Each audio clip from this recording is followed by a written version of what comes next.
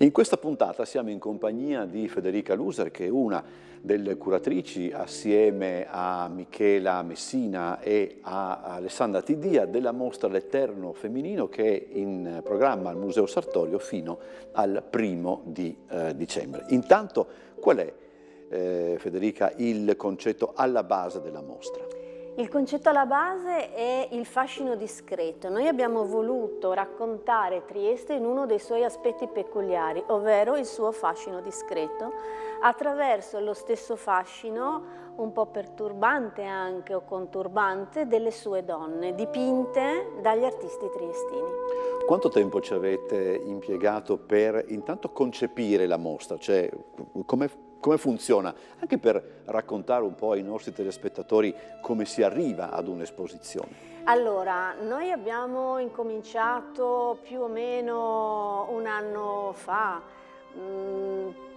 già quando abbiamo pensato di allestire qui la mostra dell'anno scorso di Piero Marussig, avevamo idea di incominciare una serie di mostre sulla pittura triestina, sui pittori triestini. E nel corso delle nostre ricerche abbiamo trovato il quadro alle mie spalle in una collezione privata, ce ne siamo innamorate e intorno a questo quadro è nata l'idea del fascino discreto. Tra l'altro potremmo anche aggiungere, anche per una sorta di citazione cinematografica, anche il fascino discreto della borghesia, appunto, no? Cioè di ambienti che sono molto caratteristici anche della fama che la città ha in giro per l'Italia e per il mondo. Sì, direi assolutamente, sono d'accordo.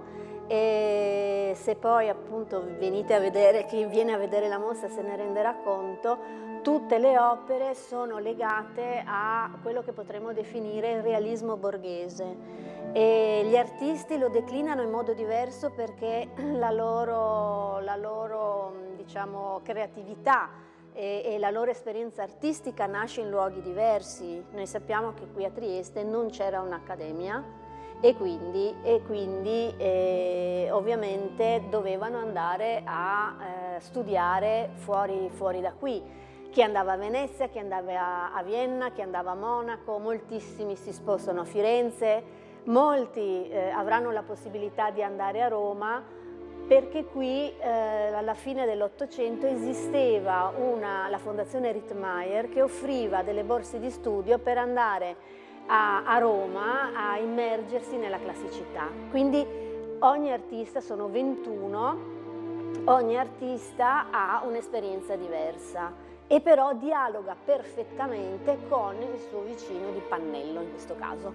Sono 21 artisti, ma sono più opere, no? Perché sono 28 opere e 21 artisti. Allora, partiamo proprio da questa... E tanto chi è l'autore? Perché non è uno dei più noti, insomma. No, non è uno dei più noti, è Oskar Hermann Lamb, è un pittore che, come già dice il nome, la sua origine è duplice. La madre Lamb, Annie Lamb, era una donna inglese di una famiglia comunque... i Lamb, quelli famosi, insomma. Credo di sì. Sì. E un suo ritratto è alla Galleria Nazionale d'Arte Antica di Trieste e il padre deve essere di origini cecoslovacche. E anche lui compie i suoi studi tra Vienna e Monaco, ma una cosa basilare da dire è che tutti questi artisti giravano, quindi non erano fissi a Trieste. Chi andava a Vienna o a Monaco, appunto, ma poi si spostavano, andavano a Venezia e facevano delle esperienze lì. Ricordiamo che c'era una circolazione della cultura molto importante, non dico come oggi, ma diciamo molto simile, attraverso le riviste che potevano trovare nei bar, nei caffè, oppure che comunque si scambiavano. Il circolo artistico triestino ovviamente offriva questa possibilità. Il dipinto è del 1933, sì. È anche qui insomma, è un interno, no? E le possibilità poi di analisi sono molteplici, anche perché non è detto che siano due donne, forse una sola? Sì, sicuramente. Le possibilità di interpretazione sono molteplici. Innanzitutto il quadro ha un titolo singolare perché è la Coppa Verde ed è l'elemento posto alla destra delle figure, che poi dovrebbe essere un vaso veronese, di vetro soffiato di Murano, che è simbolo della femminilità. Vicino invece c'è uno stipite che potrebbe essere anche una colonna, che ovviamente è un simbolo maschile. Le due figure potrebbero essere un'unica donna, quindi il quadro stesso noi l'abbiamo interpretato come un pensiero, ovvero l'idea che questa donna ha di se stessa, altrimenti potremmo interpretarlo come l'amor sacro e l'amor profano. L'amore profano è vestito, l'amore sacro è puro ed è nudo. Tra l'altro questo poi, il fatto che possa trattarsi appunto di un'unica donna, eccetera, apre porte ad analisi anche psicanalitiche. Siamo a Trieste. Appunto non c'è bisogno nemmeno di sottolinearlo. Dobbiamo anche dire che l'impronta psicanalitica a Trieste era molto forte, quindi è chiaro che diciamo, ci sono interventi di questo genere, li possiamo avere ovunque, l'interpretazione poi anche nostra nei confronti dei quadri passa attraverso di là. Tra l'altro poi dicevamo prima di incominciare il nostro incontro, questa immagine così com'è potrebbe essere tranquillamente utilizzata per esempio come copertina anche di una nuova edizione degli Indifferenti. Certo, certo. Perché poi oltretutto noi comunque siamo anche la città della letteratura, quindi è una città estremamente colta, come molto colti erano tutti questi artisti. Che si parlavano, quindi discutevano e avevano la possibilità di farlo appunto nei caffè, nei bar, nei locali, ma non solo a Trieste, in giro per tutta l'Europa. La mostra copre un periodo molto lungo, quindi tra il 1900 e il 1940, e mostriamo come la pittura triestina, i pittori triestini, innanzitutto i pittori triestini hanno una qualità enorme, incredibile, direi quasi straordinaria, e poi una quantità di pittori molto molto vasta, quasi quasi più che a Venezia, okay? Che è chiaramente sempre considerata, grazie alla Biennale, in quegli anni alle esposizioni di Capesaro.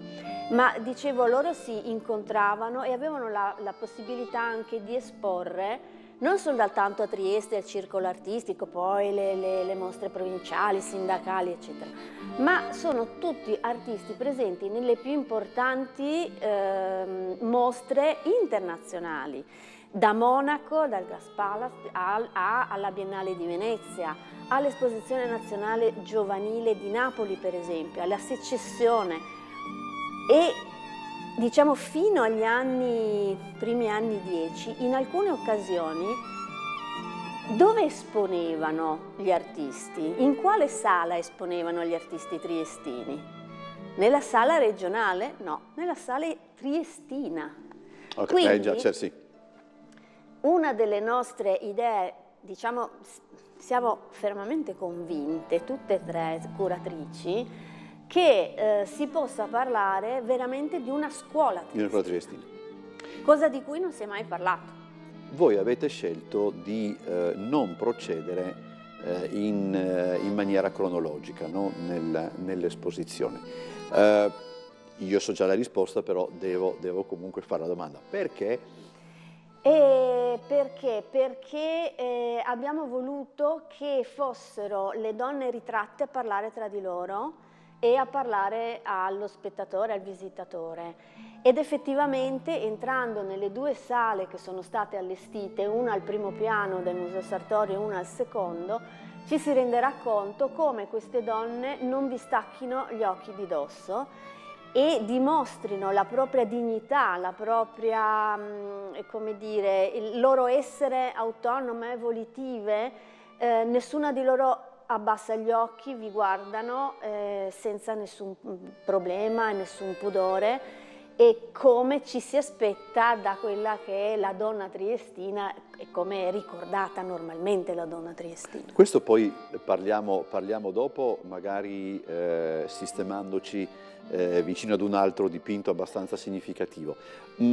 Allora, il periodo preso in considerazione è 1900-1940.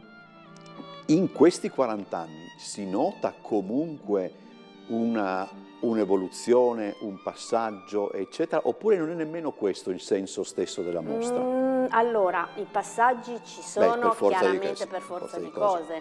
Cioè, se prima alcuni di loro erano molto vicini alla secessione viennese e alle novità imposte da Klimt, per esempio, sì. Chiaramente dopo gli anni '20 tutti quanti gli artisti triestini, almeno quelli esposti qui, aderiranno a quello che è il ritorno all'ordine che in tutta Europa coinvolge pittura, scultura e poi insomma anche architettura e le altre arti. Cioè un ritorno a una definizione della figura, quindi si oltrepassa il concetto di astrattismo, di avanguardia, si torna a una figurazione e a un rapporto con la classicità chiaramente in chiave contemporanea di allora, in chiave moderna.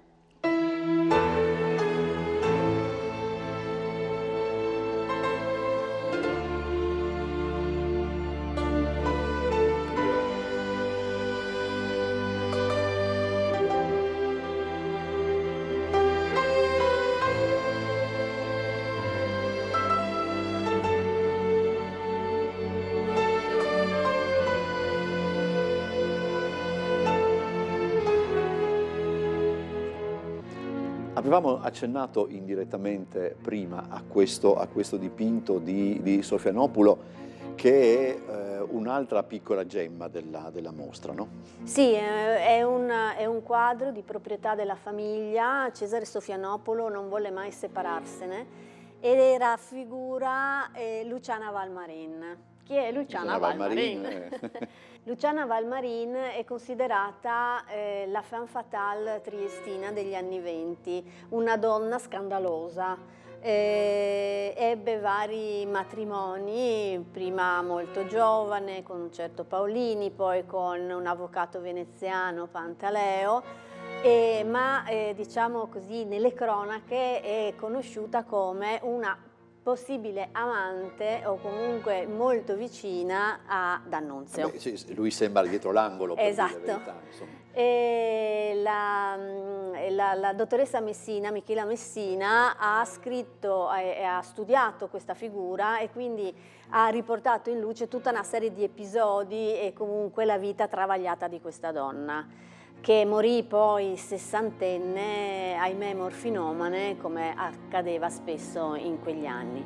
Ma tornando al quadro, il quadro è molto interessante perché raffigura Luciana Valmarin a figura intera e il quadro ha 1,90 m di altezza, quindi lei è raffigurata forse ancora più alta rispetto a quello che sarà stata, però vestita con un abito meraviglioso, un abito nero sotto semitrasparente perché si intravede il polpaccio e una meravigliosa giacca di alta sartoria con un collo di velluto probabilmente molto, molto ampio in cui affondano le mani che sembrano degli artigli, tant'è che questo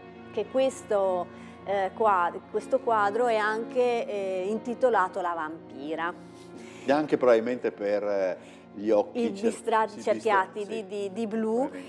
E diciamo caratteristica di Sofianopoulos è anche il fatto di apportare dei simboli nei suoi quadri e in questo caso c'è un'orchidea o un iris in basso, splendida, perfetta, questo fiore magnifico, tanto magnifico da sembrare quasi artefatto, quasi di cera, simbolo probabilmente o appunto dell'idea della femme fatale, della perversione, se lo interpretiamo come un'orchidea, o come diciamo simbolo della messaggera Iris, la messaggera degli dei, cioè la messaggera tra gli dei e gli uomini, quindi sempre comunque un rapporto con la mitologia. Ecco. C'è da dire anche questo, no? Posto che abbia senso come discorso, ma in ogni caso Sofianopoulos non la giudica, cioè la ritrae, non aggiunge niente che possa in qualche modo come dire, indurre anche chi guarda ad un atteggiamento censorio o comunque a giudicarla. No, assolutamente, assolutamente, non ha nessun intento di giudizio questo dipinto, anzi direi che lui è affascinato da questa figura di donna e la rappresenta nel miglior modo possibile, ma come fanno anche tutti gli altri artisti. Quello che emerge da questa mostra, e ce ne siamo resi conto nel momento in cui l'abbiamo allestita, è che tutti i pittori e gli scultori, perché appunto sono presenti anche delle sculture, hanno dimostrato e dimostrano ancora oggi, quindi quando sono passati 100 anni, un rapporto con le loro amiche, muse, modelle che sono raffigurate di grande rispetto, e questa cosa esce dai quadri, e quindi tutte le donne rappresentate dimostrano, oltre alla loro personalità, per cui sono stati molto bravi a coglierla, una dignità eccezionale. Su questo anche discutevamo prima, no? Cioè sul fatto che